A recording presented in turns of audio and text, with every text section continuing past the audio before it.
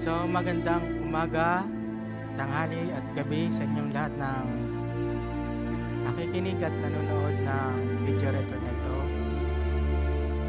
Ngayong September 28, 2025, Sunday. Ang ipapahayag ko po na salita ng Diyos ngayong araw na ito is Hosea chapter 4 verse 1 to 6.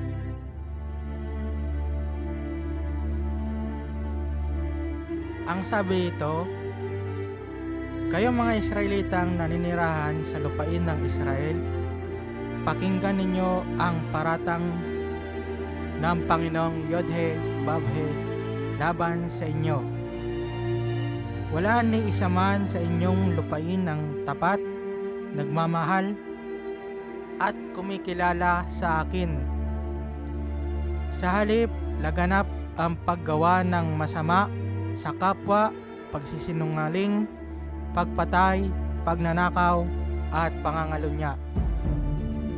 Laganap ito kahit saan at sunod-sunod ang patayan.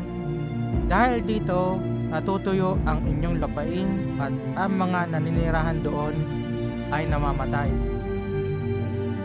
Pati mga hayop ang lumalakad, lumilipad at ang lumalangoy. Pero walang dapat sisihin at usigin kundi kayong mga pari. Kayo at ang mga propeta ay mapapahamak sa araw man o sa gabi, pati ang inyong mga ina. Napapahamak ang aking mga mamamayan dahil kulang ang kaalaman nila tungkol sa akin, sapagkat kayo mismong mga pari ay tinanggihan ang kaalamang ito, kaya tinatanggihan ko rin kayo bilang mga pari ko.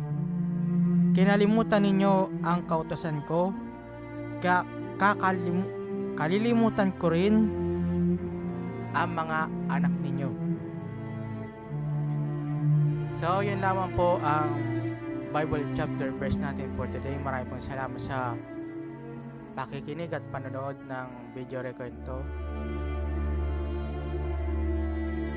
Paki-share, like, support, and repost na rin po itong video record nito.